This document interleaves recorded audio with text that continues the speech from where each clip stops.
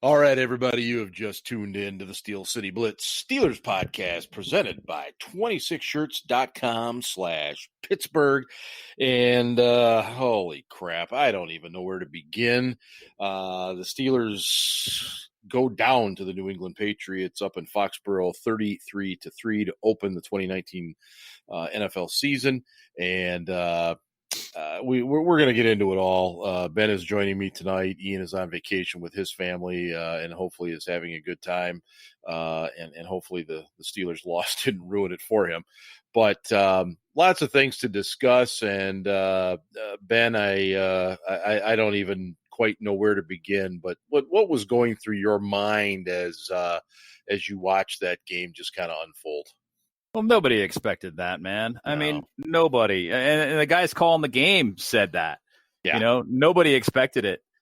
I mean, I had a tight game. I said the Patriots would win like 23-20. I thought it would be one of those. I thought it would be 23-20 one way or the other. And I really thought, given the way the Steelers came out, I thought, especially on defense, that it would go better than it did.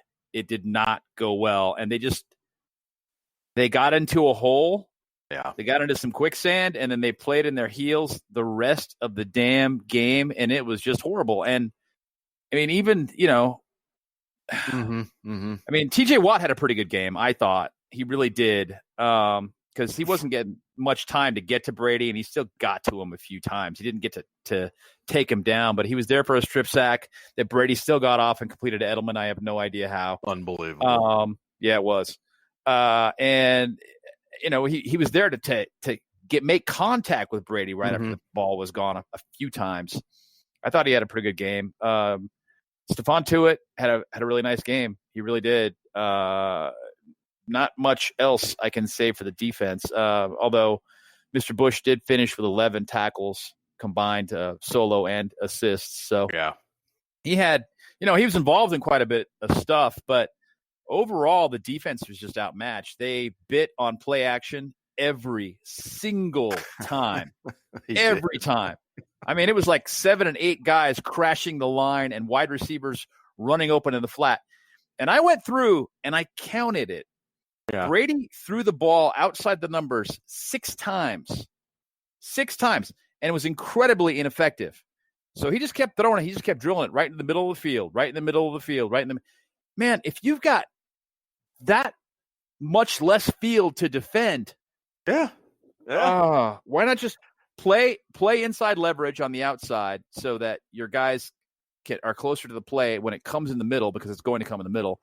And stop biting on the damn play action. Just trust your defensive front. You got 5 guys up there to make the play and cover the damn wide receivers. And again, we're saying the same thing again, where we had sloppy play from the nickelbacks and from the free safety, both of which are undrafted free agents. Okay, fine. But they were horrible. Cam Kelly, terrible game. Mike Hilton, terrible game. And how the heck do we keep putting outside linebackers, inside linebackers on wide receivers? Why? Yeah. I was looking through the archives, and I occasionally do this when the Steelers go back or revert to that pattern where they just cannot stop the crossing routes, the short crossing routes, or just, as you said, those throws inside the numbers. And I went back to the I think it was the 2002 game when Oakland came in behind Rich Gannon. I think Gannon threw the ball like 65 times that night. And basically everything was pretty similar. It was short. It was let my receivers do something with it. And that was kind of the blueprint in my mind for how teams were starting to expose the way the Steelers did things sometimes on offense. And, there's been times when the Steelers have been able to adjust to that, and they've done a good job defending it. And then, nights like Sunday night pop back up. And it just gives you kind of PTSD looking at it again. And boy, you couldn't be more right, Ben, about Mike Hilton in the slot. And we saw it in the preseason. In fact, we talked about it on one of the shows. that he struggles to cover those seam routes. And again, he was torched on those. And we saw guys, as you mentioned, also getting burned on the play action. Now, I mean, I think New England ran the ball okay, but I didn't think they were gashing us so much that the play action should have been, enticing us to bite so much. I saw, And speaking of communication, I just want to highlight this one thing. There was a play where Steven Nelson was lined up in press on Josh Gordon, and he turned around and he signaled Cam Kelly behind him, and it was obvious he was signaling him. This is your guy. I'm gonna blitz. This is your guy. He was signaling him. Yeah. And Kelly not only did not cover Gordon went into the friggin' end zone, and it was like the communication there was clear. Couldn't have been clearer. Granted, yes, he ran a crossing route. Yeah. But he just didn't punch it toward the line to get to Gordon when the ball was snapped. He sat back and he waited deep. And by the time he realized what Gordon was doing, it was too late. It was already over with. And Brady had picked Gordon out at the snap. Yeah. He knew what he was going to do. Yeah. It was and again, I'm going through this. I took notes. The majority of Brady's throws were 8 yards and shorter in the air. Yeah, that's exactly what I was talking about with that old Raiders game. Yeah. Yes. Yep. 8 yards and shorter to the middle of the field between the numbers. Outside the numbers, Brady was 4 of 6 for 22 yards. And 7 of those yards were yards after the catch. That's how ineffective he was outside, where the Steelers' best DBs play. I do not understand why they schemed that game that way. And it's infuriating. And then they made no adjustments during the game. I get why people are so pissed off at Tomlin and why they want Keith Butler fired. I completely understand it. I do.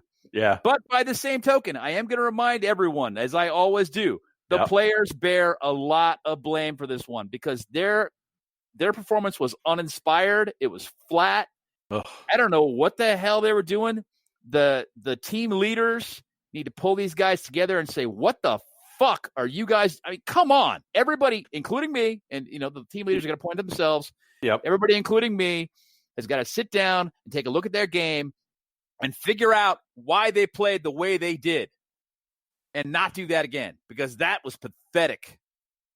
What is the explanation for that? Because, this is the season opening game. You're playing the defending champions. They're raising their 6th banner, which of course ties you for the most Super Bowl titles. I mean, you're going into the so-called Steelers House of Horrors, which it has been under Mike Tomlin. Whenever Tom Brady's under center, they've never won there. And now, again, to be fair, not many teams go into Foxborough and win when Tom Brady's under center. I think he's lost there a total of 21 times in his career. But I'm not making excuses here because you're absolutely right. That team looked like they were a 5-10 team playing their 16th game, playing out the string. Just, hey guys, let's show up. We'll put up some effort, see how things go, and go from there. I mean, I still don't understand why I keep hearing all these wonderful things about our offensive line, and we almost literally made them a weakness the other night. We didn't really attempt to truly run the ball. And when we did, it was kind of in an attempt to go wide against what I thought was a pretty quick New England defense. We never really gave that offensive line an opportunity to actually impose its will, as we used to say. And of course, we know, Rosie Nix, so everybody was screaming, where's Rosie in the short yardage? And we know he was hurt and stuff. But where was Benny Snell? Is he inactive? Yeah, I mean, give me something to say. This is my offensive line. It's one of the best in the league. Show me what you're going to do, guys. You can beat this line across from you. Now, again, I think New England played very, very well. However, how much of that was the fact that the Steelers looked like they had zero motivation? I was boggled, absolutely boggled. I mean, you can tell in my voice that I'm still just kind of mystified by everything that I saw. It's just I have no problem getting beat. I have no problem losing a football game, but my God, give me some effort. Give me some energy. Give me some guys that are out there and that look like they are interested in playing, because I didn't see it from anybody at any point. And I mean, once it got to be 20-0, and that's where I'm going to go next here, Ben, it looked like it was basically over. And in many games it is, but that's where I'm heading. 20-0. You got the ball 4th and 1 at the goal line. Why did he kick the field goal there? He didn't trust his players to execute. I don't know. Maybe he felt like he really had to come away with some points on that drive for morale. I don't know what was going through his head. I don't know. Benny Snell did dress, and we keep talking about where was Rosie Nix? What they should have. I mean, what I expected to see on that play when they kicked it was Rosie line up in the I formation in front of Benny Snell and a dive for a touchdown. Absolutely. I don't know that it would have worked, but that's what I expected to see. And getting back to what they tried to do with, which was getting cute running the ball instead of, running the inside zone and not just lining up to a man and running straight at him. They tried to do what they did to the Pats the last time, and the Pats had obviously solved that. Definitely. And, you can't come in with the same game plan game after game with these guys, even if it was effective the last time, because Belichick's going to study what you did the last time, and he's going to come up with a way to react to it. And he had a long time to do so. I mean, the guy, when was the schedule announced? April? So he's got 5 months to sit there and game plan for you. You don't come back in with the same thing. That was stupid. And what was with the coverage scheme? Where was the press coverage they used the last time? I mean, don't get me wrong. They didn't use it exclusively against them when they played in Pittsburgh against them last year, but they used a lot of press. They used a lot of bump and run. They tried to get in the way, basically, to create timing issues between Brady and his receivers so that they weren't on the spot they were supposed to be on. Yeah, they played man with them like the entire game, but so what? You're playing man, but you're giving the guy a free release anyway so he can run his route. I mean, it just, when you got a timing passer who's in a system offense, and that's what the Pats play. It's a system offense. Definitely. You've got to be disruptive. You've got to disrupt those routes. You have to. If you don't, you see the result. I mean, Brady, it wasn't like he was throwing the ball long, at least not much. I mean, most of it was just dink and dunk, and let the guy in the field make the play. And I just sit back here and not get hit because the ball was out in 2 seconds. 1, 2, 3, 1, 2, 3, 1, 2, 3. Boom, boom, boom. He's got that clock in his head, and he's not letting himself get hit. It was that over and over and over again. And Brady had no sense of urgency. Why the hell should he? You've got to be more disruptive against that offense if you want to give yourself a chance. Now, that said, the defense was on the field way too long. In my opinion, in the first half. Oh, yeah. Way, way, way too long in the first half in particular. The offense not being able to sustain a drive did them no favors. That was not okay. And Ben Roethlisberger played flat awful. I don't think the wide receivers played all that bad, to be honest with you. Okay, Dante Moncrief did. Dante Moncrief was horrible. Did they, when they were down, Ben, when they were down at the goal line and they called the timeout, and then they threw the fade, wasn't the fade to Dante Moncrief? Yes. Yeah. And again, you're and Collinsworth. I mean, everybody hates Collinsworth, but he says, as a wide receiver, you don't get much better chance than that when the quarterback throws the ball right to the corner of the end zone. All you got to do is just be there. Yeah, I mean, it was a good throw. It was right to the spot. It was to the spot where he was supposed to be, but he didn't get there in time. But do you like the play call though? I didn't really have a problem with it. I had a huge problem with the route. I thought it was lazy. Exactly. He tried to get cute. The play call was fine. I would have rather seen him throw to Juju, to be honest.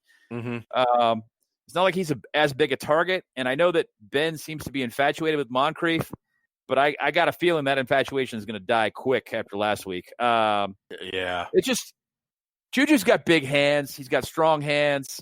he makes those combat catches, unlike Moncrief, who lets the ball get knocked out of his hands. I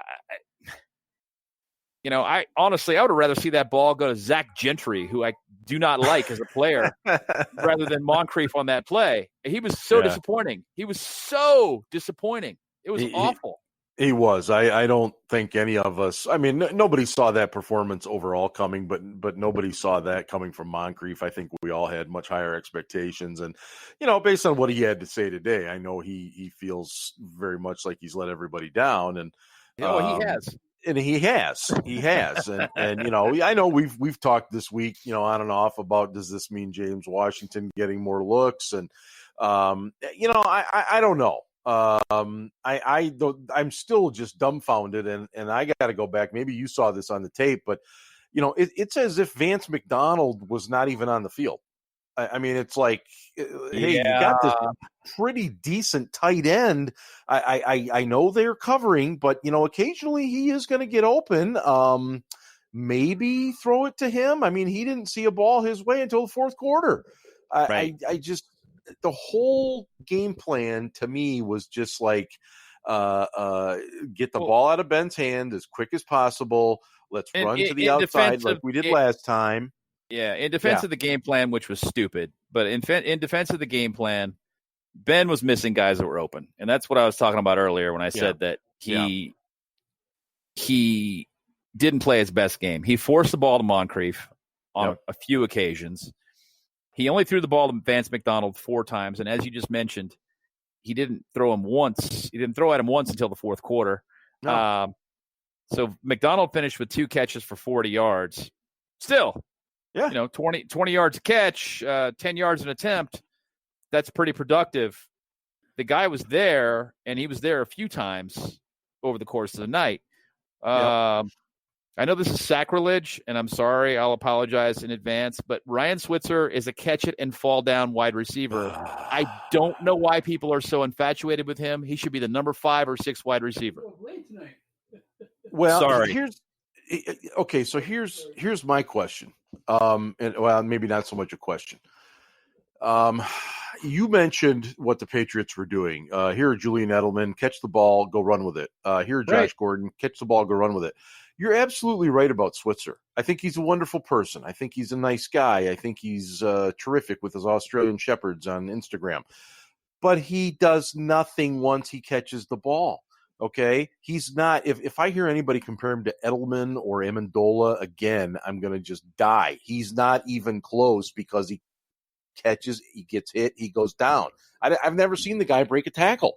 And again, you've got to have guys like that. I mean, remember that series where they go right to him on 1st and 10, then it's 2nd and 2. They go back to him for a 1-yard gain because he couldn't turn up and get a yard.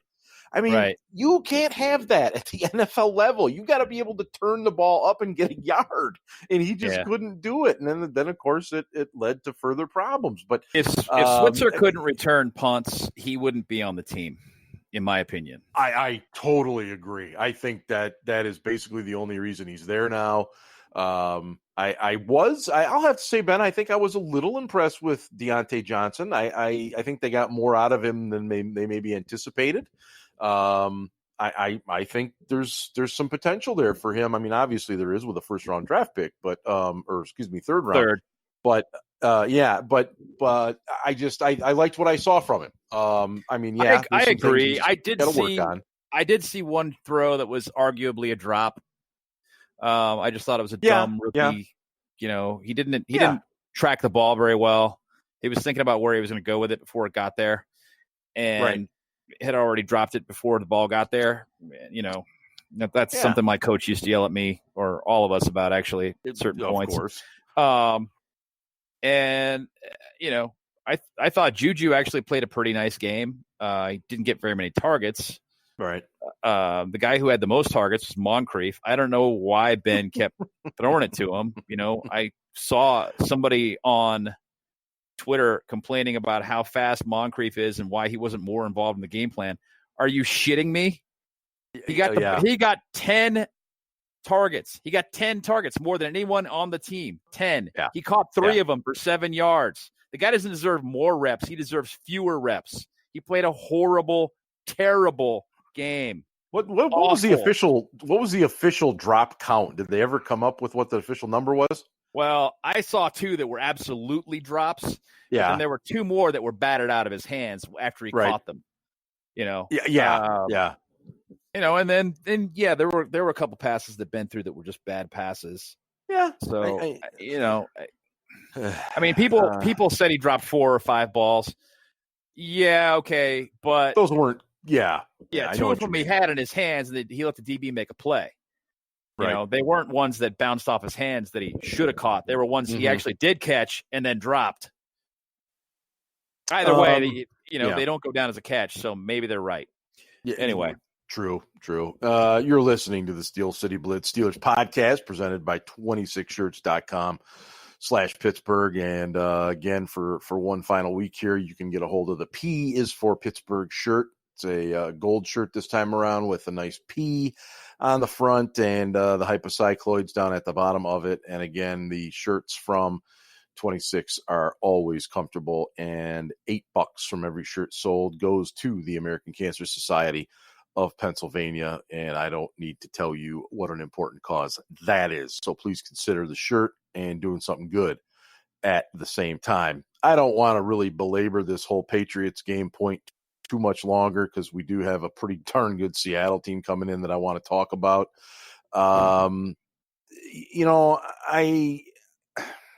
Maybe I should just move on to it. What point were you going to make? I'm just thinking here. My grandfather used to talk to me all the time about the psychology of sports. And I can't help but wonder if the Steelers went into that game just thinking, let's just keep it as close as we can. Let's see what happens. And we don't expect to win here. Now, I know that mentality is something that nobody would ever speak of. Don't get me wrong. But just the way they came out, just the whole demeanor, the whole game long, it was just like, okay, we're here. Let's get it over with and let's go home. And it was just something I never thought I would see out of this team. And like I said, I can handle losing. We can all handle losing. It's part of life. But to give no effort, no energy, no emotion, that was the real struggle. And I guess I'll just close with that thought. And I think the Patriots are going to benefit from an incredibly weak schedule. I see no reason why they won't win that division and be right back in line to get a bye and be in the AFC title game again. But hey, you should be pissed off about it if you're a fan, but it's what they do. And until the Steelers figure out how to keep them from doing it, this is what's going to happen. But some injury things here real quick before we talk about the Seahawks. Marquise Pouncey did not practice today with an ankle. That is definitely an alarming issue. That would mean B.J. Finney getting the start there at center. It looks like Sean Davis was limited today, Ben? Yeah, he's limited, and obviously his return would be now monumental because Cam Kelly, who I really thought could hold his own, clearly did not. Clearly did not. Rosie Nix has a knee, and Tomlin kind of made it sound like that was going to be a couple week thing. Juju with the toe, but I expect him to play. And there's some other things going on in there as well, but nothing more major than I guess Nix right now with that knee. So Seattle comes in, and our man Ian provided some pretty interesting stats today as we were chatting. Seattle is the only team in the National Football League that has never scored a point at Heinz Field. Twice they have come into Heinz and have been shut out. And the last time they won in Pittsburgh, what was that third stat? They were still 99. Part of the they were still part of the NFC West. For the AFC West. Yeah. So some interesting nuggets there. Yeah, but if you look at the Seattle Pittsburgh series, it's incredibly slanted and it benefits the home team over the long haul. Seattle's 2-7 in Pittsburgh all time. Pittsburgh is 1-7 all time in Seattle. And it's indicative of the fact that it's a very long trip. But you also look at Pete Carroll's record overall as a coach on the road since he's been in Seattle. I don't think the Seattle fans, I know they don't realize it. They think the team's better than it really is. And I say that as a person who lives in the Pacific Northwest. Right. Seattle enjoys an incredible home field advantage. Incredible. And that is a really, really, really hard place to play because it's so damn loud. I cannot – words don't do it justice. It's like being at a rock concert for 3.5 hours. You were there when they played that shootout. Yeah. Yeah, the last time. But Pete Carroll on the road all time since he's been in Seattle is 36, 35, and 1. Wow. Yeah, so he's almost a perfect 500 on the road, and he's making a long road trip. The circumstances benefit the Steelers, okay? Absolutely. And that's the good news. And then, obviously, given how flat they were when they came out, well, honestly, I thought the defense came out pretty jacked up. The first round, the first series. They played pretty well, and I thought they were playing pretty inspired. Then they just fell off. Yeah. But the performance as a whole was bad, and the only way from here is up, in my mind. I mean, I guess Brian pointed out that they could play. Who used to write for the site? He pointed out that they could play like the Dolphins next week. Yeah, the Dolphins are tanking on purpose, man. The Dolphins, their players have pretty much given up on the season already, and it's just week 1. I expect the Steelers to bounce back. I'm not going to sit here and say that they're going to trounce the Seahawks or that they're going to shut them out. I'm not saying that. No. Seattle's got a good offense, but I expect the Steelers to play better. They damn well better play better, man. That was awful. That was horrible. Yeah. I mean, if I were a player on that team, I would be embarrassed, and I hope they were. I think they were. I think you saw a lot of guys staying off social media so far this week. I think there was definitely a level of embarrassment there, and I don't know who the journalist was this week that asked Mike Tomlin, but I thought it was a fairly basic football question, but it was still a good question. And he asked Tomlin about, how do you prepare for a guy like Brady and then have to turn around and prepare your defense for a guy like Russell Wilson? And I thought it was a good question, because you have to have some different rules because of Wilson's mobility and they have a very nice running game kind of by committee type thing. And he clearly has a nice rookie receiver there. Now who made some plays last week. So that Seattle offense is not going to mess around. The defense has to bring it. It can't just be TJ Watt trying to fight through double teams all day trying to get there. Cam Hayward is going to have to show up. Bud Dupree is going to have to make plays when they matter, not late in games when you're already down by 28. Right. And so that but as you pointed out, he's, Carroll's 500 on the road, and it's a 1:00 start, West Coast coming to East Coast. So I feel good about it. I can't get that feeling, Ben, out of my head about just how awful we looked last week. But as they say, you typically improve most between week 1 and week 2. No, look, the Steelers. And I tweeted this earlier this week. The Steelers, when they got done picking up their teeth in that curb stomping, we're going to have to come to terms with the fact that that was just a week 1 loss. And really, at the end of the day, it really doesn't matter if you lose by 1 point or if you lose by 30. It's just that losing by 30 feels a lot worse. It feels a lot worse. I'm sure as a player, it certainly does as a fan. It ruined my week. Absolutely. It did, man. It fucking did. It makes Monday awful. Holy shit. Bad taste in your mouth. And they're going to have to come to terms with the fact that was just a week 1 loss, and that typically teams, what you see on the field in September, week 1, is not the same caliber of team you see in November, week 10, week 11. And that's a truancy for the entire league. I mean, the Pats aren't going to be the same team in November that they are now. They might be better. They might be worse. And I mean, that's going to be everybody.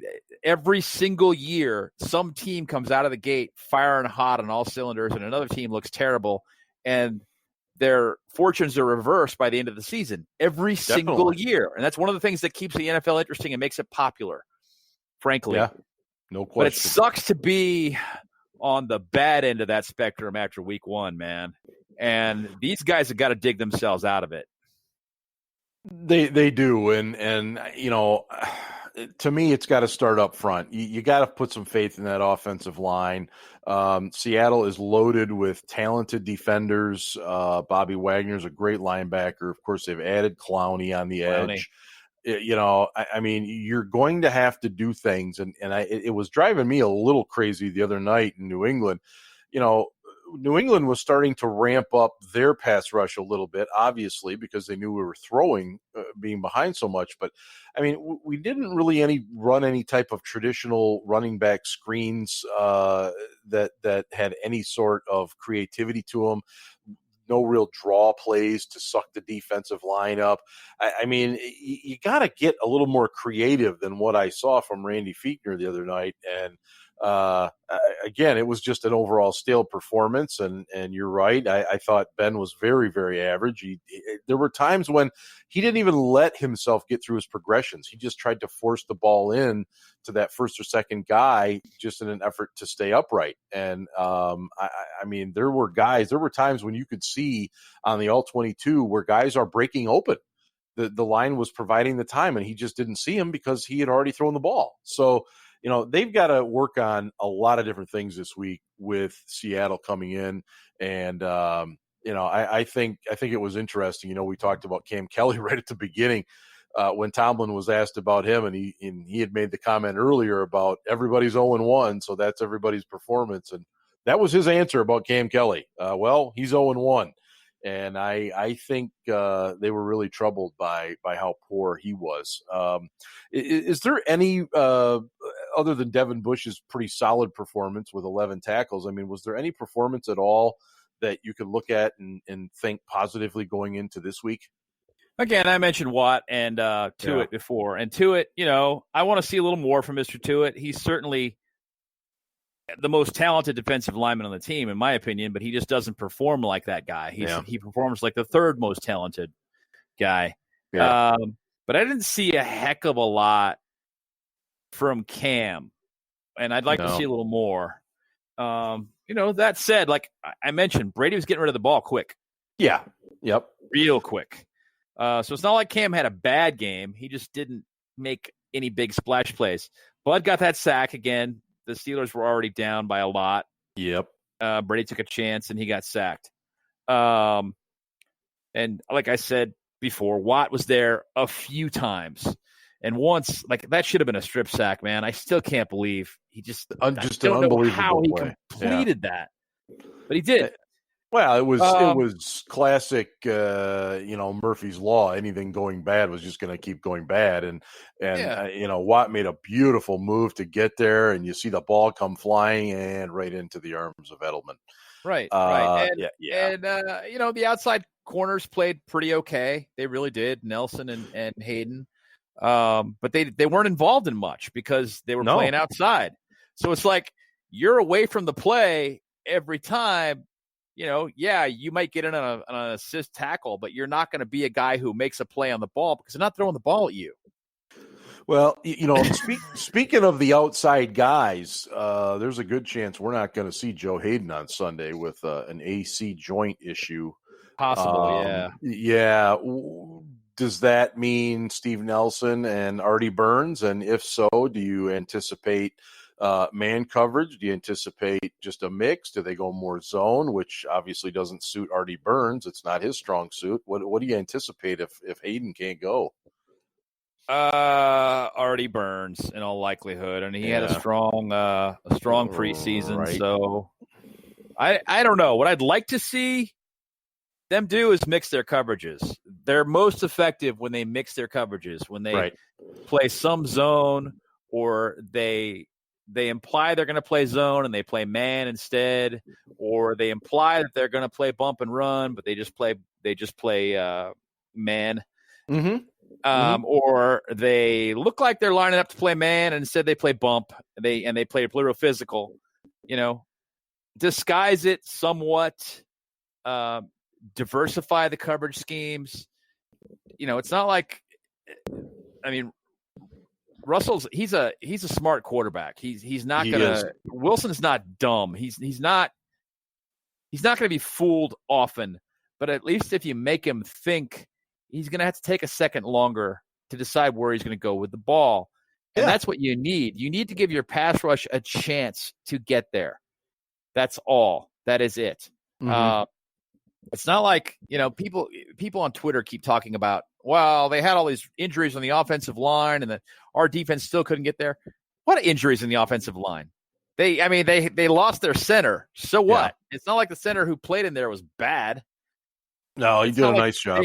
They had a bunch of injuries along the offensive line. They lost one guy for the season, and they lost him a month ago. So enough of that shit. Get out of here with that. Well, Dante Scarnecchia is probably the top offensive line coach in the NFL too, quite frankly. So it's not like he was working with pudding. Well, Munch is one. Yeah.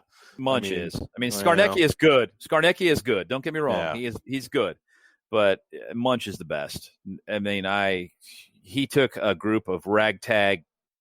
Very true. Yeah. Guys who shouldn't have been in the league and made them a really good offensive line. Wow. Oh, no, I'm not disagreeing with you. Well, what do you think happens? You think the Steelers come out and play hard, play well, the crowd gets into the game, and we get ourselves a W on Sunday, or do we expect an 0-2 start and a trip to San Francisco to follow? I want to believe that they're going to win this week, that they're going to pull it out. I don't know how pretty it's going to be. I know myself, no matter what they do this week, I'm going to be looking for flaws. I'm going to be going, okay, you didn't turn it around that much in a week. Right. There are still things that you're not doing well. What are they? And I'm not going to be thoroughly impressed unless they just absolutely trounce them. So, and I'm in the same boat. I see no reason why this team doesn't play much better than it played last week. I'm not going to sit here and tell you that means a W, but they're going to play better. I did want to mention too that kind of lost in all this is the Steelers did, of course, trade Josh Dobbs on Monday over to Jacksonville. Excellent trade. And just let's take a minute here real quick before we wrap the show up. A lot of people are like, well, wait a minute. He was only a 4th round pick. We only got a 5th for him. That's not a good trade. Explain why that's a good trade, Ben. Because he probably was worth a 7. Basically the currency when you give up on a player and you're ready to trade him away in the NFL is a 6th or 7th round pick. And sometimes it'll be a 7 that's a conditional 6 if the player plays enough plays or dresses often enough or whatever. He's a guy they've given up on. Obviously, he got demoted. Okay. He was not worth a 4th. Sorry, I don't know who would have thought that. I honestly think that getting what's going to end up being a high 5th round pick for Josh Dobbs is robbery. Basically, they found a team that was desperate, that really, really needed a quarterback, and that's who they traded him to. So and there's not too many 3rd string quarterbacks running around the NFL that are going to get you a 5th round draft pick. Nope. And I think that's you can just kind of end the value discussion right there. So I wish Dobbs well. He's a really, really good guy. I know he was well liked in the locker room. Hey, maybe if this Minshew kid that's going to start for Foles, if he doesn't do well, Dobbs finds himself in there and gets his shot in the NFL, because it just wasn't going to happen in Pittsburgh. So definitely wish him the best, but I'm glad we got something in return. So we're going to wrap things up right there. And again, thanks to our tremendous sponsor, 26shirts.com/Pittsburgh. Make sure you're checking out everything on the site, steelcityblitz.com. And, Ian should be back next week, and also on Facebook.com/Steel City Blitz, and of course on Twitter @SC Blitz. So for Ben and for myself, we're going to wrap it up. Thanks for listening to the show, everybody, and good night. And hey, go Steelers. Ravens suck.